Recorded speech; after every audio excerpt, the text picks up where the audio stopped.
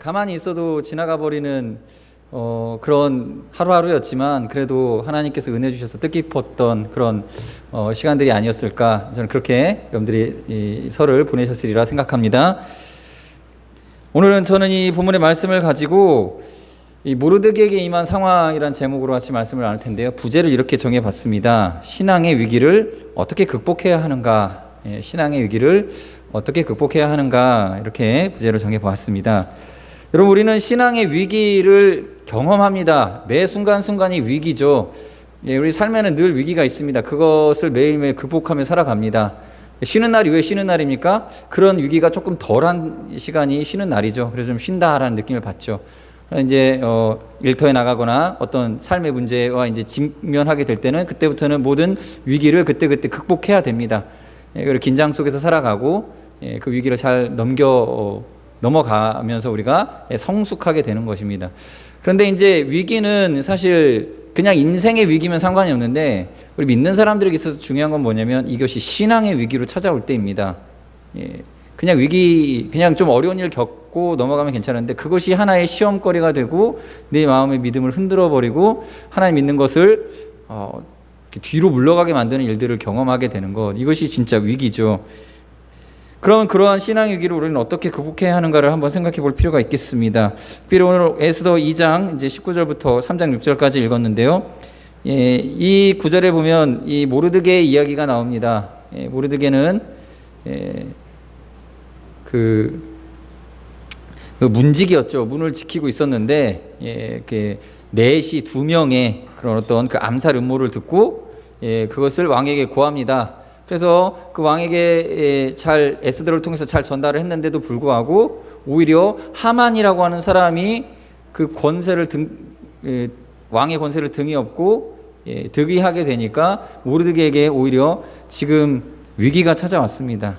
이러한 스토리를 간단하게 우리가 살펴보면서 같이 하나님 말씀 나눠보도록 하겠습니다. 먼저 2장 19절 보시기 전에 우리는 어떻게 이 위기를 극복해야 되느냐? 하나님께서 요구하시는 인내와 순종의 성품을 온전히 이루어가며 위기를 극복해야 됩니다. 그리고 온전히 인내해야 됩니다. 우리 성경 말씀 다 같이 읽어볼까요? 2장 19절 시작. 처녀들을 다시 모을 때에는 모르드게가 대궐문에 앉았더라. 이 처녀들을 다시 모은다라는 표현은 여러 가지로 해석되어집니다. 왕후가 결정되었습니다. 이미 에스더가 왕후가 결정되었는데 처녀들을 다시 모았다라고 기록되어진 것을 보았을 때 아마도 이 왕후가 결정된 후에 또 첩들을 뽑는 일들을 했던 것 같습니다. 와스디라고 하는 그 왕후를 폐위시키고 에스더를 왕으로 삼았습니다. 그럼 거기서 끝내야 되는데 그것이 아니라 거기에다 또 첩을 구하는 일들을 했다라는 것이죠. 그래서 여러분들 에스더 4장에 보면 에스더가 왕 앞에 나아갈지 못한 지가 한 달이 되었더라 이런 이야기 나오지 않습니까? 아마도 여기에 근거한 이야기가 아닐까라는 생각이 듭니다. 그러니까 바사라고 하는 나라는 이미 그 왕후가 폐위가 되는 큰 위기를 극복했습니다. 그 위기를 넘겼습니다. 근데 그 위기를 어떻게 다시 회복하느냐? 굉장히 번잡하게 왕후를 또 세우고 전국의 팔도 미인들을 다 불러다가 왕후를 세우고 그것도 모자라서 또 첩들을 뽑고 있었다라는 얘기겠죠. 이렇게 바사라고 하는 나라는 굉장히 번잡스럽고 과장되고 또 거짓된 이렇게 위선된 좀 오버하는 번잡스러운 그러한 통치 방식을 만들어 놓고 그렇게 통치하고 있었습니다. 여러분, 우리가 살아가는 세상이 그렇습니다. 정직하지가 않습니다. 그냥 이 정도 저 정도 하는 사람들, 그냥 솔직하게 나는 이 정도다 이렇게 말하면 사람들이 박수 쳐주지 않으니까 여러 가지 과장들, 거짓들을 막 퍼뜨려서 사람들이 이렇게 박수치게 만들고 우러러보게 만들고 우상 숭배하게끔 만들어서 그렇게 경제를 돌리고 이 정치를 돌리고 있습니다. 사람들은 그러한 이 과장 속에 살아갑니다. 그러한 것이 세상이죠. 세상이 그렇게 과장되어 있기 때문에 우리 그리스도인들이 위기를 겪는 것입니다. 여러분들 사회생활 하다 보면 여러분들의 그 위기의 원천을 찾아보시면요, 이게 다 세상 사람들이 추구하는 그 과장들, 거짓들, 또 이 오버하는 것들, 이렇게 편법을 쓰는 것들, 이런 것들로 인해서 우리에게 위기가 찾아오게 되는 것이죠. 20절에 보시면 에스더는 모르드게가 명령한 대로 그 종족과 민족을 말하지 아니하니 그가 모르드게의 명령을 양육받을 때와 같이 따름이더라. 제 얼굴이 이렇게 트래킹이 되고 있네요. 예. 저 기능을 꺼주셔야 되는데, 에스더는 모르드게가 명령한 대로, 그러니까 자기의 사촌인 이 모르드게의 말을 잘 따랐다라고 설명하고 있습니다. 모르드게도 마찬가지로 에스더에게 너가 어느 종족, 어느 민족인지를 밝히지 말아라 라고 말하고 있습니다. 세상은 자기 자신을 드러내고 또 이렇게 과장된 세상은 그렇게 돌아가고 있지만 또 왕위에 올랐습니다. 에스더는. 그럼에도 불구하고 에스더나 모르드게는 이 겸손함과 또 자기 자신을 숨기는 이러한 조용함, 이 잠잠함을 잃지 않았습니다. 우리 그리스도인들이 세상에서 시끌벅적 자기를 포장하고 드러내는 것이 그리스도인의 마땅한 길이 아닐 수 있습니다. 이 유다인으로 살아가고 있는 에스더와 모르드게는 성품이 어떻습니까? 조용합니다. 잠잠합니다. 그리고 자신의 신앙을 굳건하게 지켜나가고 있을 뿐입니다. 그래서 이러한 모르드게의 잠잠한 성품, 드러내지 아니하는 그런 성품 때문이었는지 모르겠지만 그가 21절에 보는 것처럼 모르드게가 되골 문에 앉았을 때에 문을 지키던 왕의 넷이 빅단과 데레스 두 사람이 원한을 품고 아하수에로 왕을 암살하려는 음모를 꾸미는 것을 알게 되었습니다. 여러분, 시끄러운 사람은 어디 가나 떠들고 다니고 만약에 이렇게 말을 많이 하고 다니고 또 자기를 드러내는 사람은 이런 것들을 들을 수가 없겠지요. 아마도 모르드게는 그 문을 지키고 있을 때도 조용히 지키고 있었던 것 같습니다. 어느 위치에 있었던지 잠잠히 자기 일을 하고 있었기 때문에 이러한 암살하려는 의도도 어쩌면 엿들을 수 있는 그런 성품이었지 않았을까라는 생각이 듭니다. 그렇든 아무튼 모르드게는 그렇게 조용히 그 이의 일을 알고 이것을 자기가 직접 나서서 왕 앞에 들고 나가는 것이 아니라 조심스럽게 에스더에게 말합니다. 왜? 에스더는 왕후지 않습니까? 그가 말했을 경우에는 혹 이것이 사실이 아니라 할지라도 크게 문제되지 않을 수도 있지 않겠습니까? 어쨌든 에스더를 통해서 이 일을 왕에게 전달하게 됩니다. 에스더는 오라버니인 그 모르드게의 이름으로 왕에게 전달합니다. 그러니까 내 오라버니 모르드게가 알려주던 것입니다 라고 조심스럽게 얘기를 꺼냅니다. 그래서 이 일이 만약에 정말로 이 모반의 사건이 제대로 밝혀지면 이 모르드게는 큰 관직을 얻지 않겠습니까? 큰 벼슬을 얻지 않겠습니까? 그래서 자기가 잘된 것처럼 자기 사촌 오라버니도 좀 잘 되었으면 하는 그런 바람으로 그렇게 말을 했던 것 같습니다. 근데 이 사건이 순식간에 결론에 다다르게 됩니다. 2장 23절 보시면 화면에 나오니까 다 같이 읽어볼까요? 시작. 조사하여 실증을 얻었으므로 두 사람을 나무에 달고 그 일을 왕의 앞에서 궁중일기에 기록하니라. 이 구절에서 우리가 눈여겨볼 점이 두 가지가 있습니다. 첫 번째는 두 사람을 나무에 달고라고 하는 부분이고 두 번째는 왕 앞에서 궁중일기에 기록하니라 라고 하는 부분입니다. 먼저 이 두 번째를 볼게요. 왕 앞에서 궁중일기에 기록했다라고 하면 왕이 다 알고 왕이 명령해서 그 자리에서 기록했다라는 얘기입니다. 그렇다면 왕은 자연스럽게 모르드게라고 하는 사람의 인물을 분명히 그 안에 기록했을 것이고 기록하게 하였을 것이고 그의 존재를 알고 있었을 것입니다. 그런데 아무런 포상이 여기에 나타나지가 않습니다. 헤로도토스라고 하는 역사가의 기록에 의하면 페르시아의 왕들은 공을 세운 사람을 보상하는 일에 부지런하고 관대했다라고 기록이 나옵니다. 그런데 모르드게의 경우에는 이게 거의 있을 수 없는 일이 벌어진 거죠.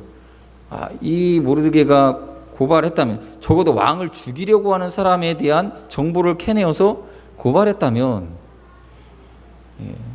아주 조그만 포상을 했더라도 모르드게가 더 그 문지기 문 앞에 거기서 일하지는 않았을 것입니다. 국내로 들어왔겠죠. 적어도 최소한. 그런데 이러한 포상이 전혀 기록되어 있지 않고 그냥 조용히 넘어갑니다. 근데 더 놀라운 것은 이렇게 큰 사건이 벌어진 후에 모르드게조차도 아무런 상소를 하지 않습니다. 제가 이렇게 알렸는데 왜 저한테 상 주지 않습니까? 라는 이러한 어필을 전혀 하지 않았다라는 것이고 또 더 재미난 것은 에스더도 더 이상 얘기하지 않았다라는 거예요.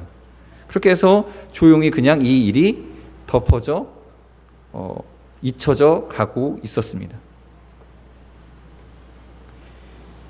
우리는 이런저런 선한 행동의 결과가 반드시 당장 효과를 나타내야 합니다.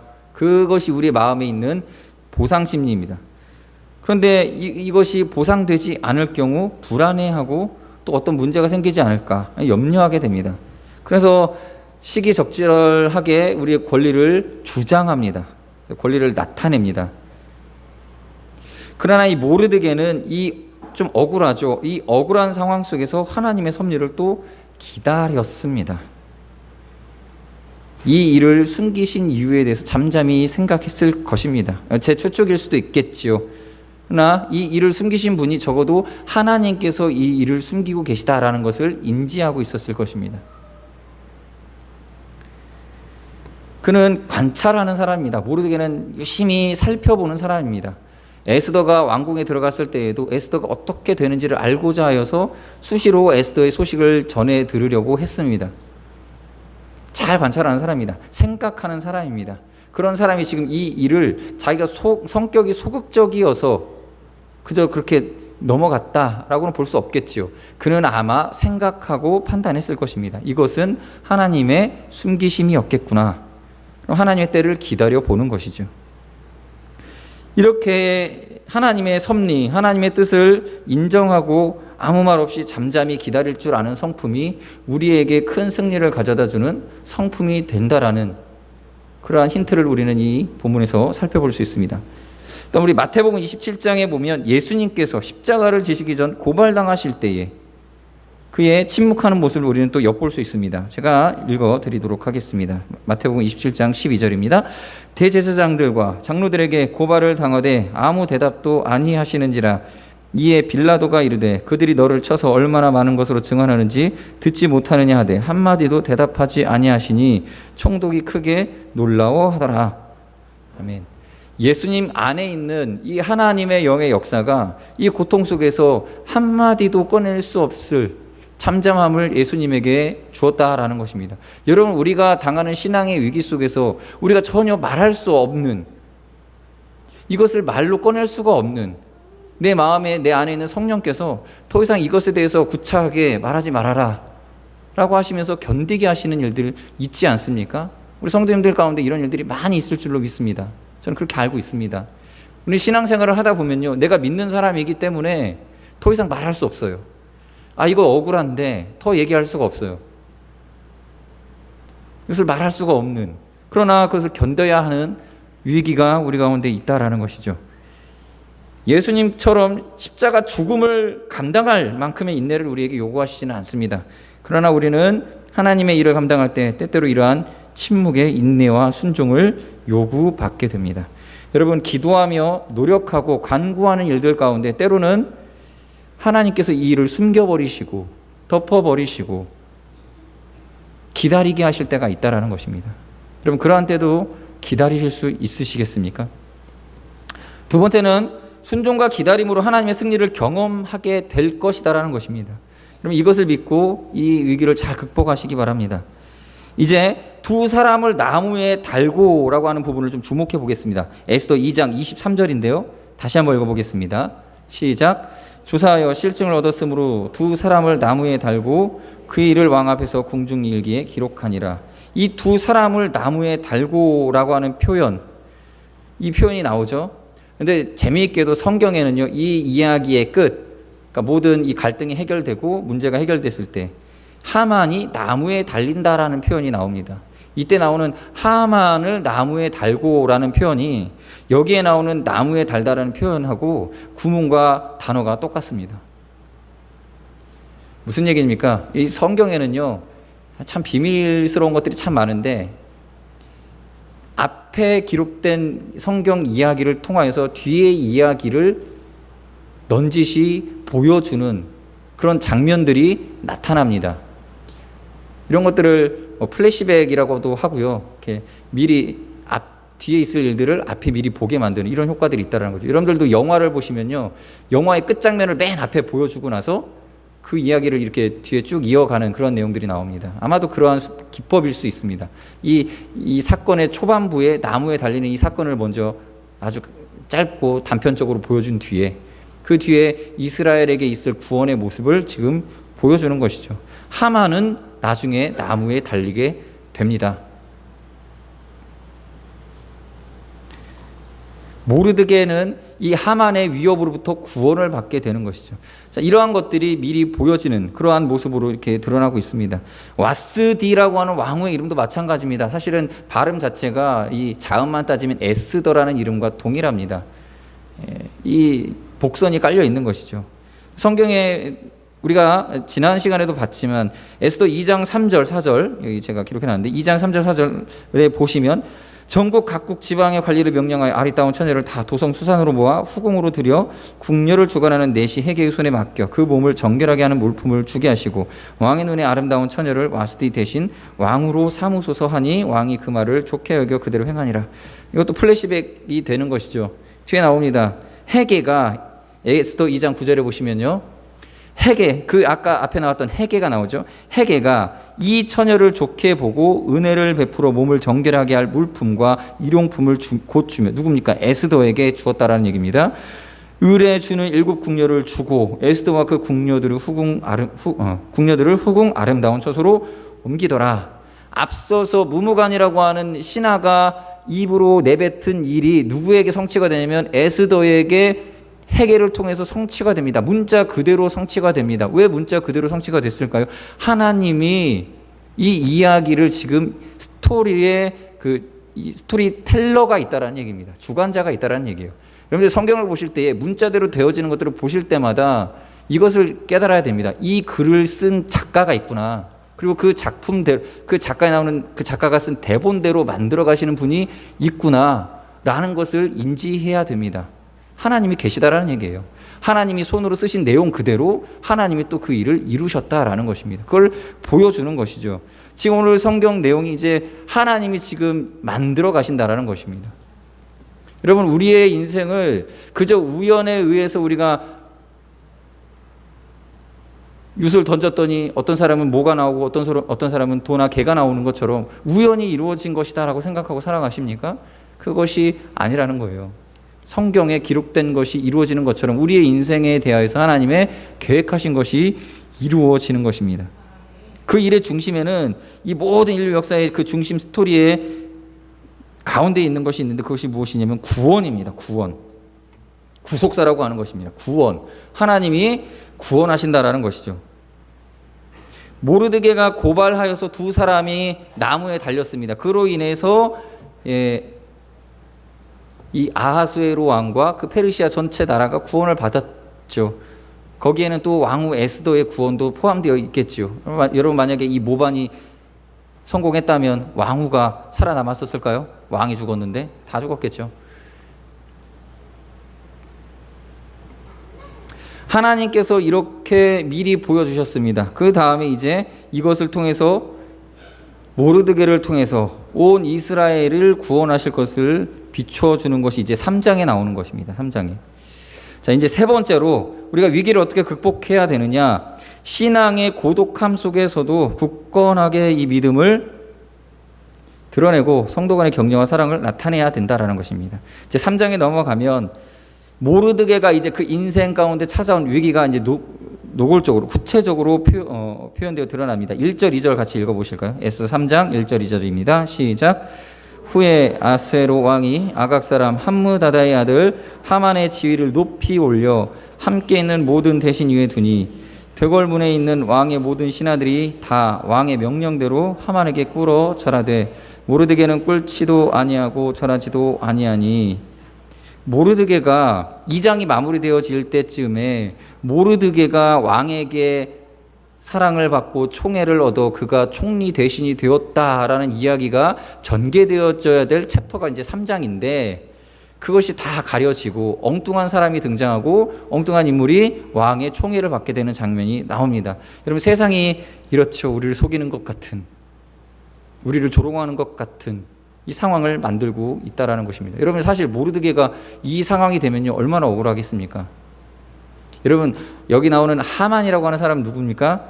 아각 사람 함므다다의 아들입니다. 아각 사람이라고 하는 것은 아말렉 족속을 말하는 것이고, 아말렉 족속은 어떤 족속입니까? 이스라엘이 출애굽할 때에 줄지어 이렇게 가고 있는데 뒤에서 부녀자들하고 어린 아이들을 친 족속입니다. 비열한 족속이고, 그래서 하나님께서 아말렉 사람들만큼은 가서 진멸해라. 송아지나 짐승이나 뭐 할 것 없이 다 그냥 없애라. 근데 사울 왕이 그 명령을 어기고 소송아지 뭐 번제하겠다고 남겨놨죠. 그리고 아말렉 그 왕이었던 아각이라고 했던 왕을 그대로 살려뒀죠. 사무엘이 와가지고 쳐 죽이지 않습니까? 그리고 유명한 말로 사울을 책망합니다. 순종이 제사보다 낫고 듣는 마음이 순양의 기름보다 나은 것을 모르십니까? 그러니까 아말렉은 그만큼 쳐 죽여야 된다라는 거예요. 근데 그런 원수 같은 족속이었던 아각 사람 함므다다의 아들 하만이 지위가 올라가는 상황이 펼쳐졌습니다. 얼마나 억울합니까? 너무 노골적으로 억울한 것 아닙니까? 여러분 잘 생각해 보십시오. 내가 왕 앞에서 공로를 세웠는데 내가 왕의 어떤 총애를 받는 것이 아니라 내 원수, 나의 원수 족속인 그 사람이 갑자기 총애를 받고 총리 대신이 되어가지고 권세를 휘두르고 있고, 여기 보면 이제 절해라. 하만에게 절하지 않으면 이렇게 엄포를 놓지 않습니까? 이런 일들이 우리 가운데 벌어진다라는 겁니다. 그런데 이것을 극복해야 된다라는 거예요. 제가 오늘 설교 말씀을 통해서 여러분들에게 증거하고 싶은 것이 이것입니다. 이렇게 노골적으로 우리가 마귀의 그 대적함을 우리가 경험하며 살아가는데 그 위기를 어떻게 극복할 것이냐라는 것입니다. 여러분들 결론적으로 말씀드리지만 우리가 승리합니다. 결국은 우리가 이깁니다. 왜죠? 예수님이 이미 승리하셨기 때문이에요. 결국은 우리가 승리하게 될 것입니다. 그런데 그 승리의 과정을 어떻게 살아가야 되느냐는 또 우리가 살펴보아야 됩니다. 모르드게가 상 받아야 될 상황은 조용히 넘어가고 하만이 상 받을 자인 것처럼 높은 지위에 올라가게 됩니다.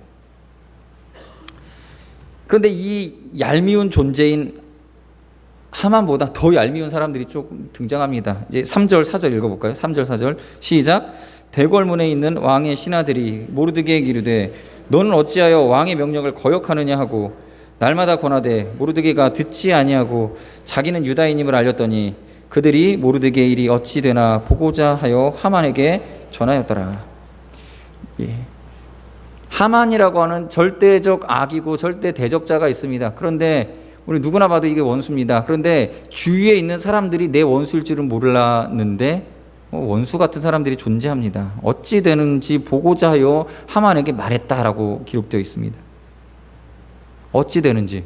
어디 한번 하만에게 절하지 않는데 유다인이라고? 그러면 어떻게 되는가 한번 볼까? 한번 알려줄까? 그래서 하만에게 가서 그 사람 유다인이라서 당신에게 절하지 않습니다 라고 고발했다라는 얘기입니다. 히브리어 원문에 보면 리 라우트 하야마 아두 다바리, 그 일이 어떻게 세워져 있는지, 영어로 보면 to stand라는 단어를 씁니다. 어떻게 되는지가 아니라 어떻게 서 있을지, 어떻게 견뎌내는지, 어떻게 이겨내는지를 보겠다라는 얘기예요. 어떻게 극복해내는지를 사람들이 구경하고 싶어 한다라는 것입니다. 여러분, 믿는 사람이 있으면요, 주위에 도와주는 사람이 있을 것 같죠. 주위에 동료들이 도와줄 것 같죠. 그런데 우리는 당황하게 됩니다. 위기를 겪으면요, 더 당황하게 되는 이유가 뭐냐, 이게 가까이 있는 동료들 때문에 당황하게 됩니다. 어떤 느낌을 받느냐면 내가 어떻게 되는지를 구경하는 것 같은 느낌을 받아요. 내가 어떻게 이겨내는지를 옆에서 테스트하고 있는 것 같은 느낌을 받아요. 관찰하고 바라봅니다. 내가 조금만 허튼 말, 입으로라도 불평을 끊으면 바로 와서 거봐, 내가 그럴 줄 알았어 라고 말할 것처럼 눈여겨보는 사람들이 있다라는 거예요. 그래서 내가 조금만 수치스러운 일을 겪으면 더 창피 주려 하고 더 부끄럽게 만들려고 하는 사람들이 있고, 우리의 마음에 그런 심리가 있다라는 겁니다. 여러분, 우리가 나보다 조금 신앙이 더 투철하고 조금 더 뭔가 원칙주의적이고 조금 더 굳건한 사람을 보면요, 이런 마음이 들어요. 아, 꼰대 같은데? 너무 굳센가? 너무 딱딱하면 불편한 거 아니야? 나보다 믿음이 좋은 척하고 있는 것 같아. 어디 얼마나 잘하나 보자. 저도 그런 마음이 생길 때가 있습니다. 원칙적인 사람들, 뭔가 굽히려고 하지 않는 사람들, 뭔가 유도리 없는 사람들 보면 에이, 뭐 얼마나 대단하다고, 어떻게 되나 보자, 이 마음이 있다라니까요. 아니나 다를까 연약해서 넘어지는 걸 보면 에휴 그럼 그렇지. 우리의 신앙에 있어서만큼은 우리가 이 구경꾼의 위치에 있어서는 안 됩니다. 이 모르드게의 위치에 있어야 됩니다. 어떤 신앙의 적극적인 일들을 도모하려고 할 때에 옆에서 구경하는 사람들이 있습니다. 이번에 이런 일들을 추진하는데 이건 내가 책임자가 아니니까 나는 옆에서 그냥 구경하는 사람이야. 그리고 앞서 행하는 사람이 얼마나 잘하나 보자. 전에 내가 열심히 할 때 너도 구경했지? 도와줄 마음, 섬겨줄 마음, 기도해줄 마음이 있어야 되는데 우리 안에는 이런 마음이 너무나 각박하다라는 것이에요. 어찌 되나 보고자. 더 자기를 드러낼 것도 아닙니다. 자기 눈으로 그냥 보기만 하고 싶다 이겁니다. 우리 심리가 그렇다는 거예요. 제가 지금 신앙의 길을 비관적으로 여러분들에게 알려주려는 것이 아니라 우리는 이것마저도 극복해야 된다는 것입니다.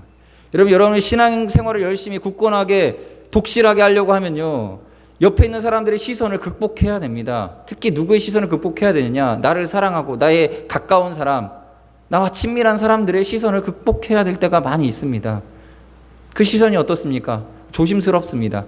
물론 다 그렇게 질투 어린 시선으로 바라보는 건 아니지만, 그러나 그 시선들이 부담스럽기는 여전하다라는 것이죠. 우리의 인내를 테스트 받습니다. 옆에 있는 사람들로 인하여서 더 긴장하게 되고 더 떨리게 만드는 상황들이 오게 된다는 것입니다. 이마저도 우리는 극복해야 합니다. 예수님께서 기도하신 이유가 무엇입니까? 제자들마저도 주님 그 길 가실 수 없습니다 만류하고 있었습니다. 선생님, 예수님 결코 그렇게 될 수 없습니다. 내가 죽기까지 따라가겠습니다. 그러나 예수님 십자가 지실 일은 절대 없을 것입니다.